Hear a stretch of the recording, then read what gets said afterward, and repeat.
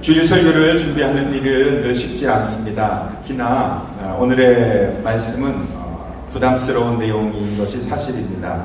왜냐하면 이혼이라는 주제는 매우 민감하기 때문에 그렇습니다. 그러나 아시는 것처럼 저는 주일의 설교의 본문을 의미대로 제가 정하기보다는 마태복음을 최근에 하고 있고 성경 본문을 따라서 나아가고 있습니다. 그러나 오늘 설교는 객관성을 더 가지기 위해서 휴스턴교회 최용기 목사님의 설교와 그리고 총신대 황성철 교수님께서 한국 목회자 세미나에서 발표한 교회에서 결혼과 이혼을 어떻게 가르칠 것인가라는 논문을 참조하여 준비하였음을 미리 말씀드립니다. 또 짧은 시간을 통해서 그리스도인들의 결혼, 이혼이라는 주제에 대해서 다 말씀드리기에 현실적으로 부족하기에 혹 설교 후에 궁금한 것이나 그런 것이 있으시면 얼마든지 개인적으로 말씀해 주시면 충분한 시간을 가지고 함께 나누도록 하겠습니다. 오늘 본문의 주제인 이혼에 대한 예수님의 가르침은 바리새인들이 예수님을 시험하기 위한 의도를 가진 한 질문으로부터 시작이 됩니다. 1절, 2절, 3절 말씀을 다시 한번 보십시오. 예수께서 이 말씀을 마치시고 갈릴리를 떠나 요단강 건너편 유대 지방으로 가셨다. 많은 무리가 예수를 따라왔다. 예수께서는 거기서 그들을 고쳐주셨다.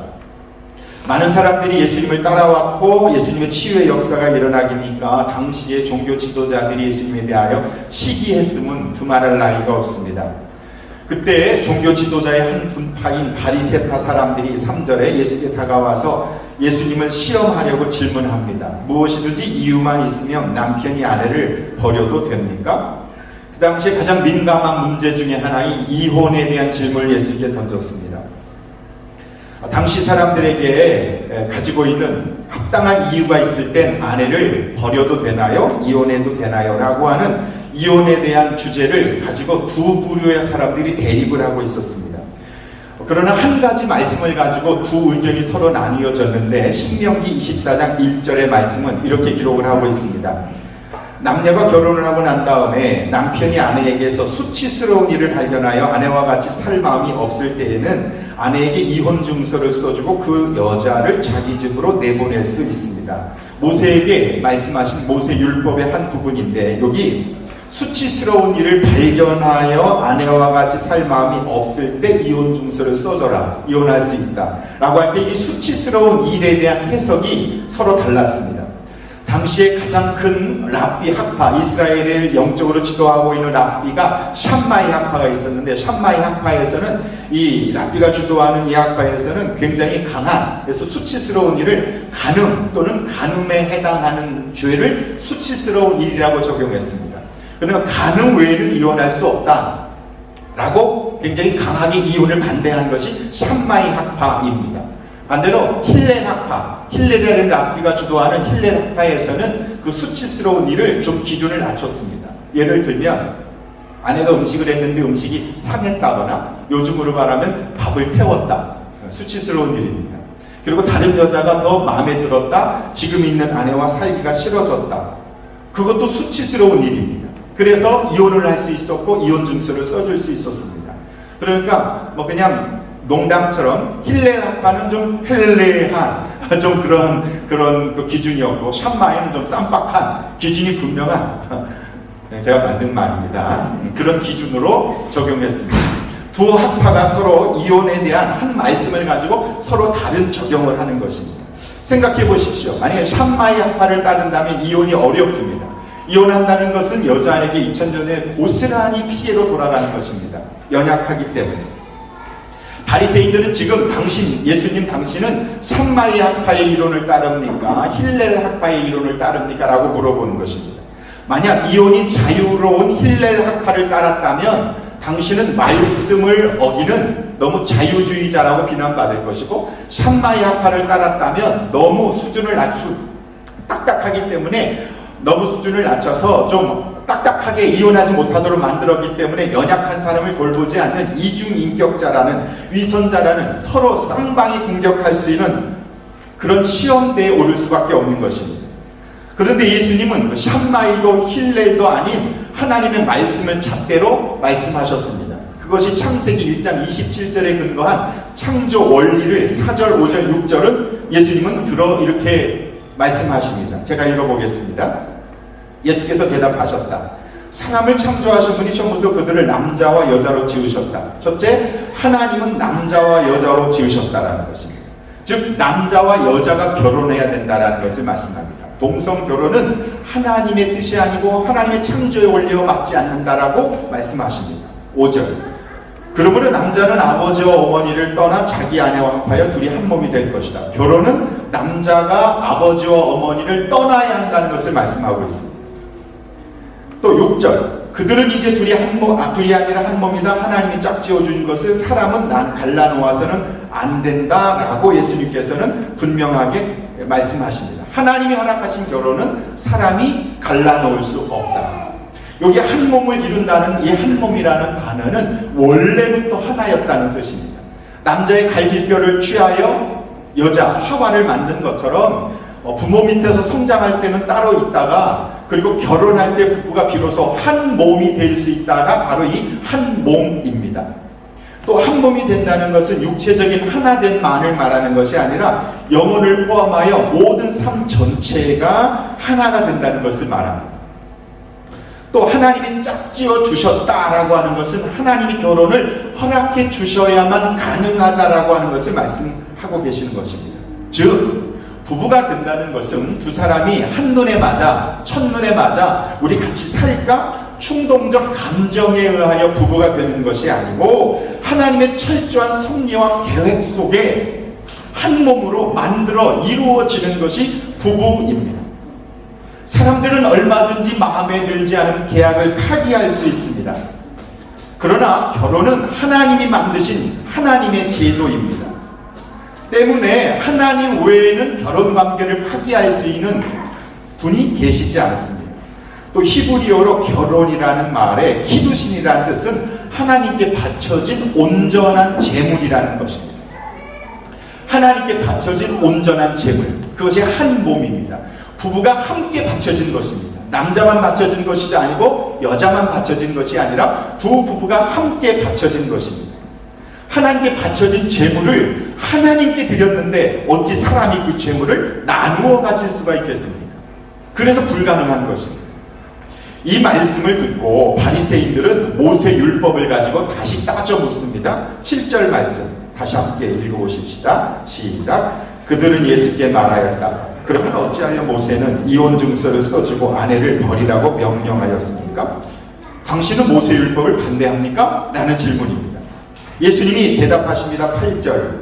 모세는 너희의 마음에 완악하기 때문에 아내를 버리는 것을 허락하여 준 것이지 본래부터 그랬던 것은 아니다. 여기 서로 다른 단어가 있습니다. 바리새인들은 명령이라고 해석을 했고 예수님께서는 허락이라고 말씀을 하신 거예요. 명령과 허락은 다릅니다. 하나님께서 모세를 통하여 이혼을 허락하신 이유는 악하기 때문에 허락했다는 것입니다. 인간의 죄성 때문에 어쩔 수 없이 허락해 준 것이지 연약한 여성들을 돕기 위해서 허락해 주신 것이지 그 이혼을 남자들의 욕망을 채우기 위한 도구로 써서는 안 된다고 말씀을 하시는 것입니다. 모세가 통치하던 다시 농경 시대에는 남성이 주도하는 시대입니다. 여자는 절대로 혼자서 살아갈 수 없었습니다. 만약 여자가 이혼을 당하면 어떤 남자가 결혼해 주지 아니하면 비참한 인생을 살 수밖에 없습니다.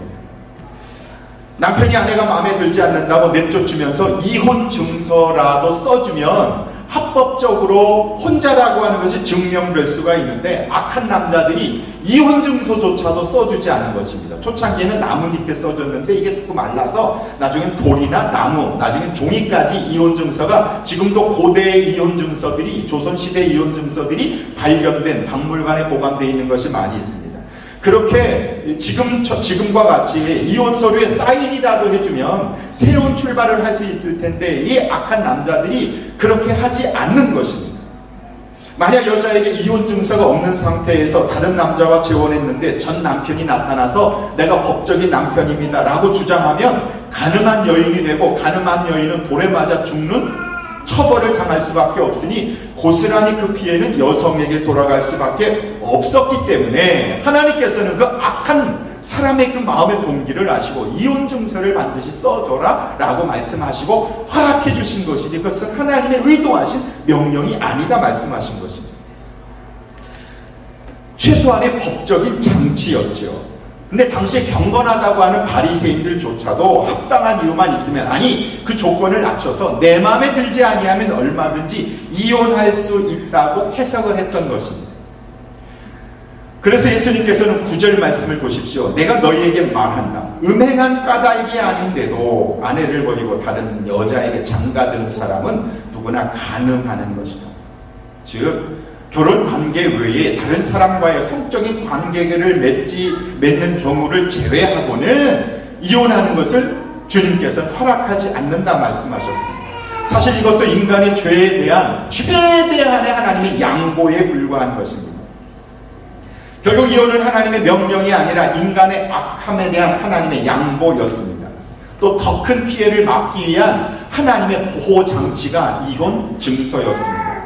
예를 들면 간음을 하는 배우자로부터 지속적으로 받게 되는 아내와 그리고 자녀들의 상처를 보호하기 위하여 하나님이 마지막 수단으로 허락해 주신 것입니다.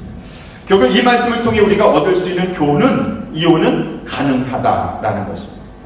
어떤 사람들은 크리스찬들은 절대 이혼하면 안 된다는 생각을 하는 경우가 있습니다. 심지어 어떤 아내는 크리스찬이기 때문에 남편이 바람을 피고 심지어 자신의 새로운 후처를 집으로 데리고 와서 부부가 사용하는 침실에서 관계를 갖는데도 불구하고 아내는 거실에서 이불을 덮고 자는 상황이 우리나라에 이전엔 얼마든지 많이 있었습니다.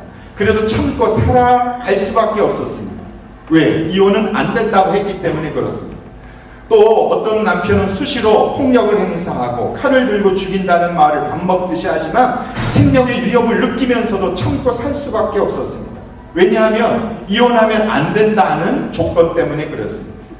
남편이 마약에 빠지고 도박에 빠지고 자신만 아니라 가족 전체를 파괴하는데도 크리스찬은 절대 이혼하면 안 된다는 생각 때문에 고통에서 빠져나오지 못하는 많은 연약한 여성들이 많이 있습니다. 그러나 하나님은 사랑이시기 때문에 생존권의 위협을 받고 생명이 위협을 당하는 상황에서까지 그 결혼관계를 유지하는 것은 하나님의 뜻이 아니다라는 것을 잊지 말아야 합니다.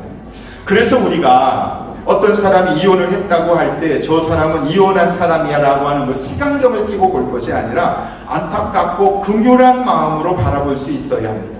하나님은 연약한 사람을 사랑하시고 특히 연약한 여성을 보호하기 위하여 모세를 통해 이혼 증서를 써줄 것을 하나님 말씀하시는 하나님의 사랑은 낮은 대로 임하는 사랑이기 때문에 그렇습니다. 목숨을 위협받으면서까지 결혼관계를 유지하는 것은 하나님이 원하시는 것이 아닙니다. 인간의 존재가 그 결혼이라고 하는 관계보다 더 중요하기 때문에 그렇습니다. 예수님은요, 사람이 안식일을 위해서 있는 것이 아니라 안식일이 사람을 위해서 있는 것이라고 말씀하셨습니다. 동일하게 결혼과 이혼도 율법 지위로 이해하기보다는 하나님의 은혜와 사랑과 그 하나님과의 관계로 이해하는 것이 중요하다는 것입니다. 이혼보다 더 큰 죄가 있다면 그것은 자책감입니다. 하나님이 나를 너무 사랑하셔서 십자가에 죽기까지 사랑하시는 그 하나님의 은혜와 사랑을 가지고 살아가야 할 텐데 그 스스로를 자책하고 비난하고 정죄하는 것, 그것이 어쩌면 더 큰 죄입니다. 이 세상에 용서받지 못하는 죄는 단 하나도 없습니다. 회개하면요, 그 어떤 죄도 다 용서가 될 수 있습니다. 그래서 이혼한 사람이 혼자 되어 교회를 찾아온다고 할 때 판단하고 정죄하기보다는 그 주님의 은혜와 사랑으로 바라볼 수 있어야 합니다. 교회는 의인들이 모이는 곳이 아니라 아픈 사람들이 모이는 병원이기 때문에 그렇습니다. 예수님도 내가 의인을 부르러 온 것이 아니라 죄인을 부르러 왔다 말씀하셨습니다. 그럼에도 불구하고 이혼은 최후의 수단이 되어야 합니다. 우리 따라해 보시겠습니까? 이혼은 최후의 수단이 되어야 한다. 이혼은 극약 처방과 같습니다. 사람이 암에 걸리면 암수술을 합니다. 암수술하고 나서 하는 것이 암이 심하면 항암치료합니다. 항암치료를 한다는 것은 항암치료를 하면요, 독극물을 중금속이 들어간 주사약을 몸에 주사하는 것이라고 합니다. 사람을 아주 살짝 죽이는 것입니다. 근데 사람이 완전히 죽기 전에 먼저 암세포를 먼저 죽이는 것, 그래서 사람이 어느 정도 죽어야 암세포가 붙는 것입니다. 왜? 사람 몸에 있는 세포이기 때문에 그렇습니다. 그래도 치료가 안 되고 암세포가 죽지 않고 사람이 자꾸 약해지면 그 다음에는 한 번도 사용해 본 적이 없는 효과가 전혀 검증되지 않는 신약을 항암 치료를 한답니다. 왜 그렇게 하냐면 어차피 죽을 사람이니까 새로운 약으로 한번 시험해 보는 것입니다. 이혼이 그와 같다는 것입니다. 부부가 함께 살다가 죽을 바에야 이혼이라는 극약 처방을 한번 써보는 것입니다. 그래서 살면 감사하지만 못 살 수도 있습니다.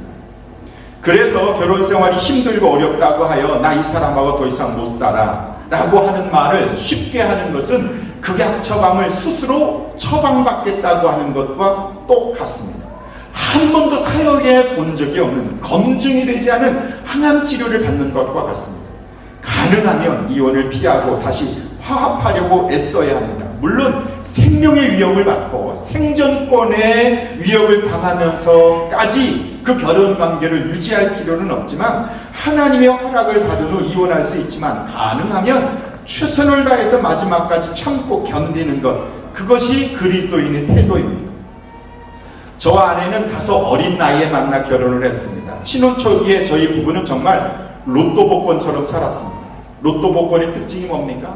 안 맞아, 진짜. 안 맞아. 너무 안 맞아, 이 로또 복권이. 뭐 숫자가 몇 개라도 맞으면 기대라도 해볼 텐데, 제 아내는 결혼 초기에 너무 말이 없었습니다. 지금도 그렇게 말을 많이 하는 것은 아니지만 말 없는 아내가 너무 좋았습니다. 내가 말만 하면 웃고 재미있어 하고. 근데 결혼하고 살다 보니 정말 답답했습니다. 지금에 와서 생각해보니 참 무던하구나. 그 로또 복권이 나를 살렸구나. 진짜 로또 복권이 맞아서 로또가 아니라 맞지 않은 그것이 어쩌면 나의 단점을 보완해 줄 수 있는 진짜 로또였구나라는 생각을 하게 됩니다. 내 성격 같았으면 과연 유지될 수 있었을까? 그리스도인이란 이혼이라는 단어를 생각을 아예 머릿속에서 지워야 합니다. 너무 쉽게 우리 이혼해, 우리 못 살겠어, 걸핏하면 헤어져 이렇게 말하는 것, 그것은 하나님의 가슴에 못질하는 것과 같고 항암 치료로 극악 처방을 받겠다는 것과 동일한 생각입니다. 그래서 결혼 대상을 신중하게 선택해야 합니다. 겉모습만 보고 예뻐서 멋있어서 그런 것은 아니죠. 결혼하기 전에 나는 이 사람과 나의 인생을 걸고 함께 평생 할 자신은 있는가? 만약 이혼한다면 나는 혼자 살아갈 자신은 있는가? 이것에 대하여 예수할 수 있을 때 결혼하는 것이다 라고 말합니다. 세상 사람들처럼 살다가 안 되면 그만 살지 뭐, 그것은 아닌 것이죠. 반드시 그래서 신앙생활하는 사람과 결혼할 필요가 있습니다. 왜냐하면 부부가 맞지 않지만 신앙생활하고 그래도 예수님 영접하고 하나님 말씀대로 살아보려고 하는 사람들에게 있는 가장 중요한 기회가 뭐냐면 회개라는 기회입니다. 회개가 있는 인생은 절대로 실패가 없습니다. 회개할 수 있는 사람은 반드시 돌아설 수 있습니다. 그래서 가장 중요한 것이 믿음이 있느냐 없느냐입니다. 예수님께서 이렇게 말씀하시니까, 이 정도 말씀하시니까 제자들이 좀 기가 질렸나 봅니다. 10절 말씀을 보십시오. 제자들이 예수께 말하였다. 남편과 아내 사이가 그러하다면 차라리 장가들지 않는 것이 좋겠습니다. 아마 제자들이 별로 부부 사이가 안 좋았던 것 같습니다. 뭐 예수님 따라다니고 그랬으니 뭐 밥벌이나 제대로 했겠습니까? 그러게 좋아했겠어요, 부인이? 아내가? 그렇게 말한 거예요. 아이고 힘들고 어려운 결혼생활 그거 끝까지 참고 하느니 차라리 혼자 살죠. 뭐 때문에 결혼해서 고생합니까? 지금 그 이야기를 하고 있는 겁니다. 그랬더니 뭐라고 예수님 대답하십니까? 11절 예수께서 그들에게 말씀하셨다. 누구나 다 이 말을 받아들이지 못한다. 이 말씀이 중요합니다. 누구나 다 이 말씀을 받아들일 수는 없다. 즉 하나님이 허락해 주셔야만 받아들일 수 있다라는 것입니다. 어떤 말씀을? 타고난 사람들만이 받아들인다. 타고난 사람들, 하나님께서 그렇게 예정하시고 선택하시고 결정한 사람이 이 말씀을 받아들일 수 있다. 12절 모태로부터 그렇게 태어난 보좌도 있고 사람이 보좌로 만들어 보좌 된 보좌도 있고 하늘나라 때문에 스스로 보좌 된 사람이 있다. 반복합니다. 이 말을 받아들일 수 있는 사람만 받아들일 수 있다. 즉 선천적으로 태어나면서부터 성적 장애 때문에, 그러니까 한 예지만 태어나면서부터 혼자 독신으로 살아갈 은사를 가진 사람도 있고, 태어났어요. 그러나 직업 때문에, 직장 때문에 누구에 의해서 뭐 왕궁에서 이렇게 환관, 내시들은 또 다른 사람에 의해서 이렇게 내시를 해서 성장애를 갖게 되는 사람이 있고, 또 사도 바울과 같이 하나님의 나라 때문에, 복음 때문에 내가 결혼하는 것을 멈추고 싱글로서 하나님의 나라의 복음, 바울처럼 그렇게 살아갈 결정하는 사람도 있다. 지금 예수님께서 그런 말씀하시는데, 이 모든 것은 사람이 결정하는 것이 아니라 하나님께서 허락해 주시고 결정해 주셔야만 가능하다. 그리고 이것을 믿음으로 받아들인 사람만이 가능하다. 예수님께서 말씀하시는 거예요. 결국 결혼하느냐 안 하느냐의 결정은 하나님께 있는 것이다. 사도 바울도 고린도전서 7장 17절에서 각 사람은 주님께서 나누어 주신 분수대로 하나님께서 부르신 처지대로 살아가십시오 그랬습니다. 독신으로 불렀으면 독신으로 살아가는 것이고, 결혼하여 한 남편과 아내로 하나님 부르셨으면 그렇게 가장으로 아내로 살아가도록 하나님 부르신 그것에 따라 살아가는데, 더 중요한 건 혼자 살아갈 수 있는 힘을 누가 주시는가? 하나님이 주신다는 것입니다. 내가 혼자 살고 싶다고 해서 살게 되는 것이 아니라 하나님 그런 능력과 은혜를 주셔야만 혼자 살 수 있고, 또 결혼하여 행복한 가정을 이루어 나갈 수 있도록 하는 힘과 능력이 어디에서 제공되느냐 하면 우리가 아니라는 거예요. 하나님께서 그런 능력과 은혜를 베풀어 주셔야만 가능하다는 것입니다. 우리가 아무리 행복하려고 하고 남편과 아내를 사랑하려고 하지만 본성이 죄성을 가진 우리가 누구를 사랑할 수 있는 능력이 어디 있겠습니까? 그러므로 믿음으로 하나님의 이 말씀을 받아들일 때, 믿음으로 나는 연약하고 나는 부족하고 나는 죄인이고 하나님 내게 은혜 주시지 아니하면 살아갈 수 없습니다라고 말하는 사람들만이 하나님이 원하시는 행복한 가정을 누리며 살아갈 수 있다. 그렇게 말씀하고 있는 것입니다. 지구촌 교회의 그 이동원 목사님께서 설교회화 중에 시카고 집회를 가셨답니다. 집회를 마치시고 어떤 부부에게 식사 초청을 받으셨답니다. 근데 집에 갔는데 그림이 크게 잘 그려져 있는데 십자가가 그려져 있고, 그 십자가가 그려져 있는 양쪽 날개 끝에 부부의 사진이 이렇게 있더랍니다. 하도 특이하여 물어봤답니다. 남자 주인이 빙긋이 웃으며 그 그림에 대한 이야기를 이렇게 이야기해 주더랍니다. 3년 전만 해도 두 부부는 지옥 같은 결혼 생활을 했답니다. 한참 동안 둘이 별거를 하고 결국 이혼을 하기로 결정을 한 다음에 변호사 앞에 가서 이혼 서류에 사인하는 그날, 그 새벽에 남을 나갔답니다. 예전에 열심히 신앙생활할 때 주일에도 빠지지 않고 나갔는데 부부관계 안 좋으니 교회 나가고 싶은 마음 안 들었을 것은 당연하지 않습니까? 그래도 내가 마지막 이 새벽에 한번 하나님 앞에 기도라도 해야겠다는 마음으로 새벽에 예배 끝난 늦은마키 갔더니 불은 다 꺼져 있고 두세 명만이 예배당에 남아 기도하고 있더라고요. 이 남편이 강대상 맨 앞으로 가서 무릎을 꿇고 기도하기 시작했는데, 순간 그동안 아이 낳고 10년 동안 살아오는데 내가 이렇게 끝이 나야 하나 라는 생각이 들면서 눈물이 쏟아지기 시작했답니다. 그런데 그렇게 울고 있는데 순간 눈앞에 십자가 환상이 보여지기 시작했습니다. 그리고 십자가 위에 예수님께서 못 박혀 피를 흘리며 고통스러워하는 모습이 자기 눈에 보이더랍니다.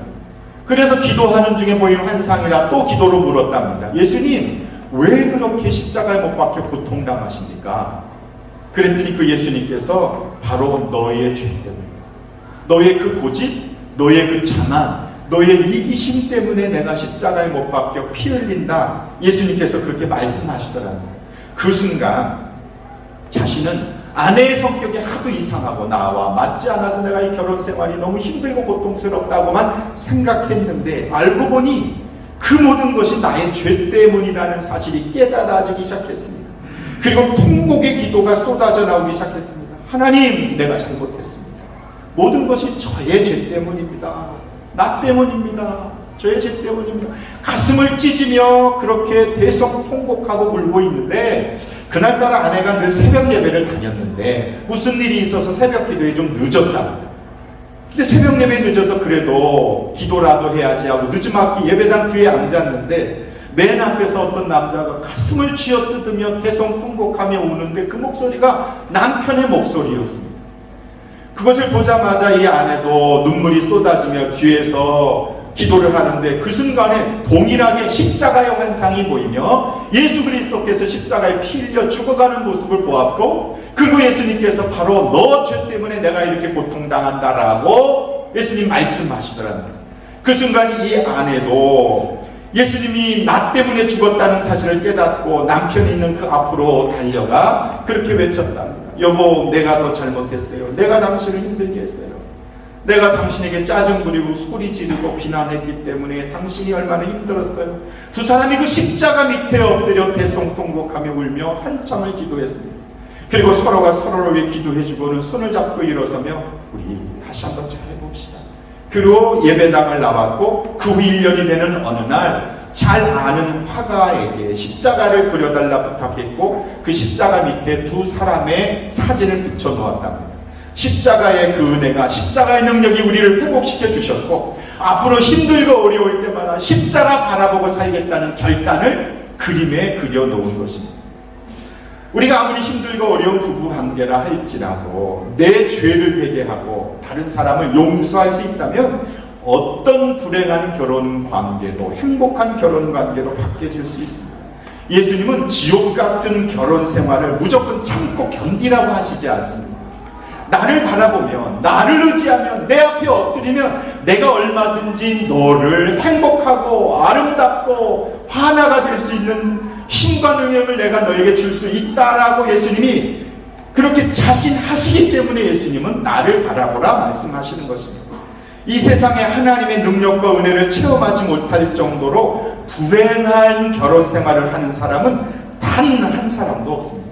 정말 회개하고 우리가 내가 좀 잘못했구나, 내 죄 때문이구나, 내 자만 때문이구나 이 사실만 깨닫고 하나님 앞에 회개하고자 하는 마음만 가진다면 아무리 심하게 깨어졌어도 하나님의 은혜로 회복될 수 있습니다. 하나님은 죽은 자를 살리시고 없는 것 있게 하시며 반석에서 샘물나게 하시는 전능하신 하나님이시니 그 하나님 앞에 우리가 엎드려 기도한다면 어찌 하나님이 은혜를 베풀어 주시지 않겠습니까? 끝으로 가장 중요한 것은 성경적인 결혼 생활의 원리를 아는 것이 중요합니다. 우리 따라해 보시겠습니다. 성경적인 결혼 생활의 원리를 알아야 한다. 성경적인 결혼 생활의 원리를 알아야 한다. 5절, 6절 말씀을 보십시오. 결론입니다. 5절. 그리고 그가 말씀하시기를 그러므로 남자는 아버지와 어머니를 떠나서 첫째, 부모를 떠날 때 행복한 결혼 생활을 할 수 있습니다. 따라해 보시겠습니다. 부모를 떠나야 행복한 결혼 생활을 할 수 있다. 부모를 떠나라는 말은 부모를 버리라는 말이 아닙니다. 독립된 가정을 이루어 가라는 것입니다. 부모를 너무 의지하는 것은 성경적이지 않습니다. 그러면 절대로 부부가 하나 될 수 없습니다. 정신적으로, 영적으로, 재정적으로 얼른 독립해야 됩니다. 결혼한 다음에도 계속 엄마 아빠에게 전화해서 어떻게 해요, 이렇게 해요 결정을 부모님에게 물어보고 또 그러한 아들을 아유 참 착하다, 효자다. 그건 성경적이지 않습니다. 본인들이 선택하고 본인들이 결정하고 그 결정한 책임을 본인들이 질 수 있도록 하는 것, 그것이 떠나보내는 것입니다. 그래서 남편과 아내가 서로 의논하고 결정할 수 있도록 하는 것, 그것이 부모를 떠나는 것입니다. 부모를 떠나야 행복한 결혼 생활을 할 수 있습니다. 두 번째, 부부가 하나 되어야 합니다. 따라해 보시겠어요? 부부가 하나 되어야 한다. 여기 아내와 합하여 그랬지 않습니까? 5절에 합하여. 여기 합한다는 말은 강력 접착제로 붙이다 그런 말입니다. 절대로 떼어낼 수가 없습니다. 결혼한 부부가 서로 하나가 되어 합하지 아니하면 그럼 행복할 수 없습니다. 아내에게 있어서 가장 소중한 사람은 남편이어야 합니다. 그거보다 더 좋은 소중한 사람이 있으면 안 됩니다. 남편에게 있어서 가장 소중한 사람은 아내입니다. 그거보다 더 소중한 사람이 있어서는 안 됩니다. 간혹 보면 엄마는 한 명밖에 없고 또 나중에 결혼하면 되지, 이런 결혼 원리를 잘 몰라서 그렇습니다. 오히려 우선순위를 부부에게 두어야, 그래야 하나님의 행복한 가정을 만들어 주실 수 있습니다. 부부가 하나 되어서 부모를 섬기는 것이 성경적 효도입니다. 저희 어머니 돌아가시고 장례식에 저 혼자 갈 수도 있었습니다. 갈 마음이 있었습니다. 그런데 그렇게 하지 않았습니다. 그것은 제 아내와 함께 가기 위함이기도 했습니다. 제 아내와 함께 한마음이 돼서 움직이지 않는 결정과 선택은 아무리 형제들이 좋아한다 할지라도 그것은 우리 가정에 결코 유익하지 않다는 사실을 저는 결혼 생활을 해오면서 많이 겪었습니다.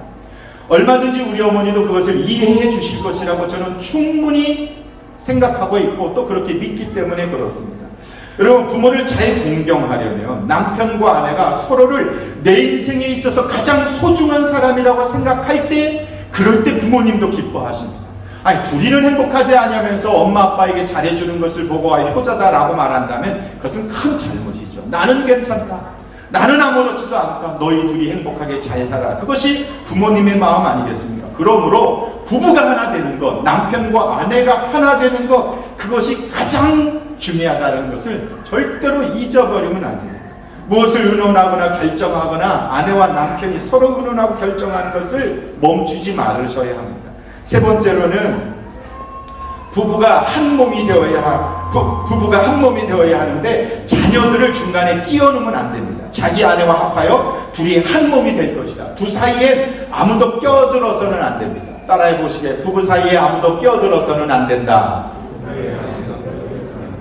자녀들도 끼어들게 해서는 안 됩니다. 자녀들에게 보여주어야 할 가장 아름다운 부부의 모습은 부부가 하나 되는 것입니다.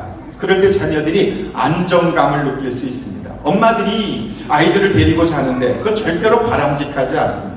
호주에 보니까 아이들 잠재우는 그런 학교 있다고 그러더라고요. 따로 떼어놓고 그런데 가서 보내면 훈련받으면 아이가 따로 잔다. 참 좋은 교육인 것 같습니다. 물론 남편보다 아이들이 더 예뻐서 그럴 수도 있지만 그러면 행복해질 수 없습니다. 아무리 사랑하는 자녀라 해도 부부 사이에 끼어들게 하면 안 됩니다. 가족 사진 찍을 때도 부부가 가운데 있고 양쪽에 자녀들을 두고 찍어야지, 부부 사이에 자녀들을 두고 찍는 것은 좋은 결혼 가족 사진이 될 수 없습니다. 부부가 하나 되고 부부가 손을 잡고 부부가 함께 가는 모습을 아이들에게 보여줄 때 행복한 가정의 유산을 물려줄 수 있습니다. 의견이 엇갈려도 가능하면 아이들 앞에서는 싸우지 않으려고 노력해야 하지 않겠습니까? 만약 부부의 의견이 하나가 되지 않았을 때 끝에 가서 남편의 말을 따라주는 것이 좋습니다. 왜냐하면 하나님 앞에 가서 보고해야 할 사람은 남편과 아빠, 그 집의 가장인 아버지이기 때문에 그렇습니다. 이 말씀을 하시고 있는데 맨 마지막으로 어린 아이들을 데리고 와서 손을 올려 축복 기도를 해달라고 말합니다. 올리브 블레싱을 요청한 것입니다. 근데 제자들이 아이들 데리고 왔다고 꾸짖습니다. 13절을 보십시오. 제자들이 아이들을 데리고 왔다고 꾸짖습니다. 그때 예수님 말씀하십니다. 어린이들이 나에게 오는 것을 허락하고 막지 말라. 하늘나라는 이런 어린이들의 것이다. 그리고 손을 올려 축복 기도해 주십니다. 저는 이 말씀이 참 이 말씀의 결론인 것 같습니다. 어린아이들은 무력합니다. 철저하게 부모를 의지해야 됩니다. 작은 자들입니다. 도움이 필요합니다. 그런 어린아이들이 예수님께 오는 것을 막지 마라. 연약한 자들이 오는 것을 막지 마라. 하나님의 사랑은 위로부터 아래로 흐르는 사랑이기 때문에 그렇습니다. 주님은 어린아이처럼 연약하고 무력하고 힘없고 도움이 필요한 사람들을 축복해 주십니다. 하나님의 나라는 어린아이들 같은 사람들이 들어갑니다. 그러므로 우리 전심으로 어린아이가 되십시오. 주님이 없으면 아무것도 할 수 없다는 그런 겸손함이 있을 때 하나님의 나라의 백성의 자격이 있을 수 있다는 것이죠. 주님은 약한 당신, 연약한 우리, 그리고 아무 힘이 없고 결혼생활 해나가면서도 누구에게도 도움을 구할 수 없는 절박한 상황 속에서 정말 주님 한 분만 붙잡고 매달려 나가는 그런 우리들의 머리 위에 손을 올리고 주님께서 축복해 주시는 분이심을 잊지 마시고 그렇게 힘들고 어려운 모든 삶이 있다 할지라도 어린아이처럼 주님을 의지하며 나가는, 그래서 가장 행복하고 기쁨이 넘치는, 그리고 우리 자녀들에게도 아름다운 가문의 미래의 새로운 역사를 남겨줄 수 있는 우리 안디옥교회 모든 성도님들 될 수 있기를 주님의 이름으로 축원합니다. 우리